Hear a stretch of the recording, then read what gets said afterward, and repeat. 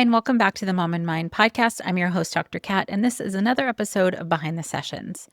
In these Behind the Sessions episodes, I really try and touch on some of the topics that are brought up in therapy so that you listeners can hear some of the topics that are common in therapy, as well as some that might not be as well known. It's really also in an effort for the people who haven't started therapy yet to know that these things are discussed and that you can get support and heal from things that you might just be keeping close to your chest or might be ashamed of or might not fully understand all the way or feel like, maybe you're the only one dealing with it, or even feel like this would be too hard to overcome.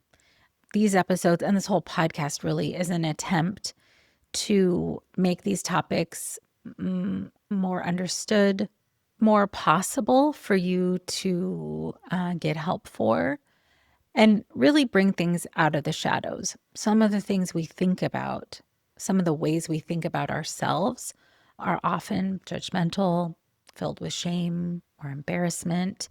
And it's quite possible to feel like, oh, if I talk about these things, even to a therapist, that I'm going to feel overwhelmed, overloaded, that I'm going to fall so deep into my feelings about things that I'll just not climb out. But that's just not the case. I see it time and time again, and I have experienced it in my own healing journey, that therapy, although yes, sometimes can be difficult and sometimes can bring up things that we didn't expect, were, at the root or at the core of some of our struggles. When we talk about them, when we get perspective, when we learn how to cope, when we get the skills and tools to move through our life and our day, life gets easier. It's never going to be perfect. You don't get to some end goal, you don't cross some finish line and you're done with healing and you're done understanding yourself or the world or anything like that. This is just part of being human, is that we go through stuff. Sometimes very, very difficult stuff, sometimes life-altering stuff. And sometimes it's things that are kind of so under the radar that we don't know it's impacting us. And one of those is what I want to talk about today. I'm going to talk about this pressure that we feel in motherhood to know everything, to have this motherhood instinct kick in. And specifically, I'm talking about women who were raised as girls, who are cisgender, who at a very young age were socialized with dolls and with taking care of, other things, other humans, essentially. I mean, that's a primer. If you had a doll as a child and you took care of that baby and you fed it and you changed it and you took it on walks and all of those things, that's part of socialization to motherhood at some point. It's very, very rare that I have seen or heard of boys given that same opportunity to care for and nurture and tend to a baby or a toy at a young age. And that's part of their socialization too. So when I'm talking about this today, that's kind of the backdrop and background that I want us to, in part, keep in mind, that we as young girls may have been socialized with dolls, or with younger siblings to be caregivers and nurturers. And when you take that idea and fast forward to, let's say you are somebody who is able to get pregnant and able to carry that pregnancy to term and able to have a baby to take care of. You are also told along the way that you are going to have these mothering instincts that just kick in and you're just going to know what to do.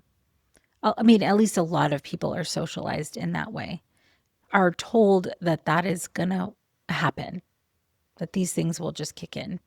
And as if you've listened to any of the episodes on this podcast, you know that that's not always the case. And you might also know that that's often not the case.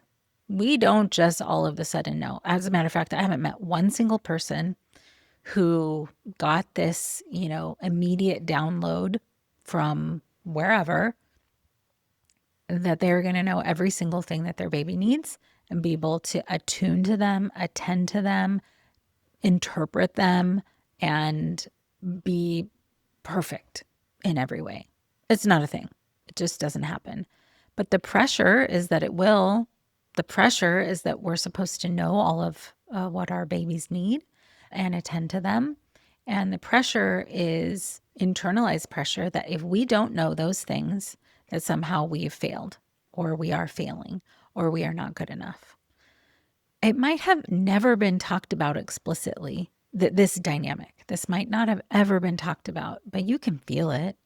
If you've ever been in the process of trying to have a baby or having a baby, there are all kinds of pressures that you find out about.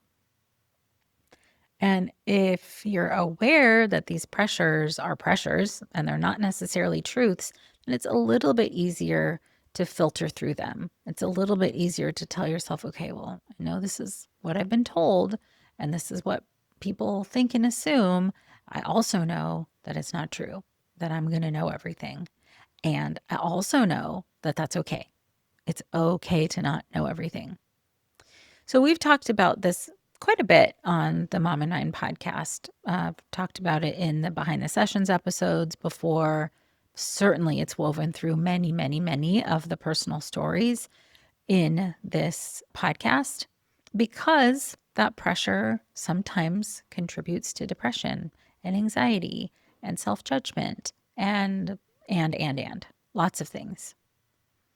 There's one thing that I want to highlight today, that this pressure and this assumption about just knowing what your baby is going to need, there's one huge part of the equation that is left out. And that is what happens to you from the time you are a child to the time you are a parent. A lot of things can happen. A lot of things can happen that shift and change how you relate to yourself, how you relate to being a caregiver, how you relate to being a mother, how you relate to being a parent, and whatever other role or identification you've connected or we've connected to becoming a parent. Let's theorize for a moment that, okay, sure, there's some bit of instinct that kicks in. There are some things that kick in for sure, but let's assume that you're preloaded as a human with a maternal instinct that is going to kick in. Okay, so that's our assumption for this theory. If you, as a child, again, assuming that you have this preloaded capacity to be totally in tune and have all these instincts kick in. Well, what happens then if along the way you yourself have a parent that doesn't bond well with you? You yourself have a parent that is abusive or neglectful, or you have a parent who is preoccupied with another sibling who, let's say has a medical condition or has something else that requires a lot of attention. What if, and these would be kind of the examples I just gave are kind of some of the heavier examples. What if on the sort of lighter, less intense example, you have parents who are relatively attuned, but there's something else that happens in your life that disrupts connection, or there's some other dynamic that happens for you in childhood with other people in your life, not necessarily your parents, maybe with siblings, maybe with teachers, maybe somewhere along the way, something happened that disrupted how you attach and how you connect to people around you. Maybe something happened for you that impacted how you view parenthood, motherhood, how you view yourself as a human, how you view your own capacity, how you view your own ability to do things. I can't possibly mention all of the ways that you could be impacted from the time you are born to the time you have your own child. But what I can say is that those life experiences, whatever they are, may very well impact how much of that, again, presupposing you have this natural instinct that's going to kick in, that will impact how those instincts show themselves or how they manifest or how they make themselves available to you. You might have had to figure out how to not connect to people. You might have had to figure out how to stay self-sufficient and not rely on anybody else. You might have had to figure out that's not a safe thing to do for you. So again, I'm just listing some possible ways that you yourself as a person might have developed in a way that made it hard for those instincts to kick in. That's a possibility. It's not just that you are preloaded with all of this stuff and it shows up when it needs to. Life happens. Life happens in ways that disrupt how you show up in the world, how you show up with yourself, and how you show up with other people. And those things will also impact how you show up as a parent and how you show up as a mother. So it's unfair. It's unfair for us to have these blanket ideas that every mom has these instincts that are going to kick in, because it doesn't consider them, that mom, that person, as a whole person, as somebody who has had experiences that might impact how instincts show up, that might impact how they show up as a mom or a parent. You absolutely are impacted by your life. There's no way around that. We all are. So when people are going through on the other side, of having a baby, trying to figure out, okay, what are these instincts? When are they going to kick in? And they don't, or it doesn't feel natural, quote unquote, or it doesn't feel easy. They're not also thinking, well, I've had all of these things happen to me as a person that have really impacted my capacity or ability or desire to connect in vulnerable ways. Let's just say. We're not thinking that as new moms. We're just thinking, oh my gosh, this is hard. Oh my gosh, I don't know what to do. Oh my gosh, I'm supposed to know what to do. And that must mean I'm bad or I'm failing. I mean, at least that's a common thing that I hear. So what I really want to bring into the discussion, I'm not coming in here with solutions. I'm not coming in here with how-tos. I'm just coming in here with to build awareness and to, have this conversation, start this conversation, that what we are leaving out when we're putting pressure on new moms to have these instincts kick in, we are leaving out their full experience as a human. That's the most plain way I can say it. And so therefore we shouldn't be putting this pressure on people. We don't know. We don't know what's happened to everybody. There's no way to look at somebody up and down once and know that they've had all kinds of specific relational trauma. We just don't know that by looking at people, what has gone on in their life that is impacting their capacity as a new parent. There are so many factors, so much context, so many life experiences, and we are doing new moms and new parents. This includes dads and all partners, really, anybody who is a parent. We are doing a disservice to them to make assumptions that they should be able to instinctually parent.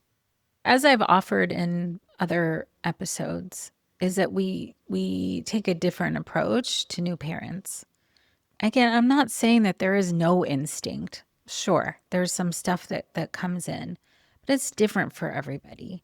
It doesn't look the same for everyone. It doesn't play out in the same ways for everyone. Even if, again, theorizing that you have this instinct that's going to kick in, how to parent a child, what if you have a child that has medical needs, a child that has special needs?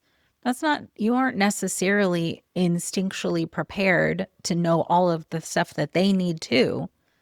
It's I don't know, it's just a ridiculous premise that we're putting this pressure on parents. So I'm proposing that we don't, that we take that pressure off of parents. We take that pressure off of new moms. We make it explicit to parents that no, you don't need to know every single thing. You're not going to know every single thing. This is a learn on the job experience. This is a figure it out as you go. This is a yeah, you can get parenting support, you can get the social support, you can ask questions, you can not know, and it's okay.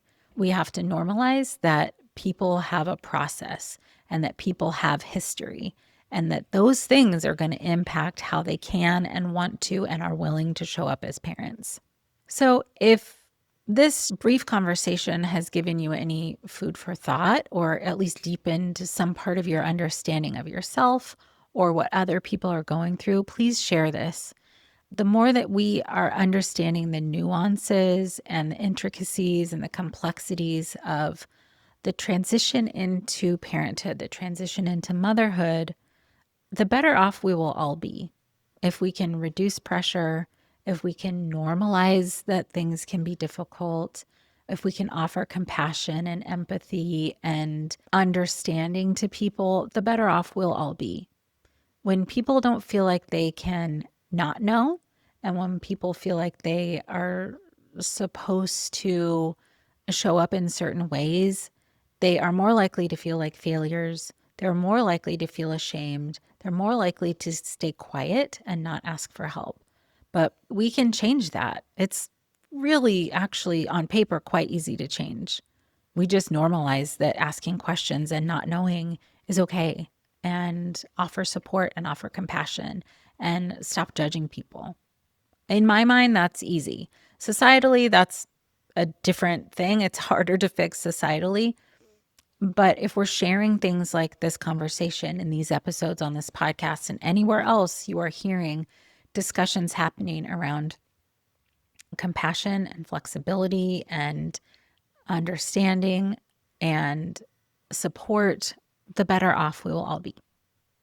So if this has resonated for you, if you know anybody who could benefit from hearing just even these ideas, these thoughts, please do share it with them. And while you're sharing this episode, if you can go into the Mom and Mind podcast and leave a review so that people know what you think about these episodes, so they can determine for themselves if this is a good podcast for them.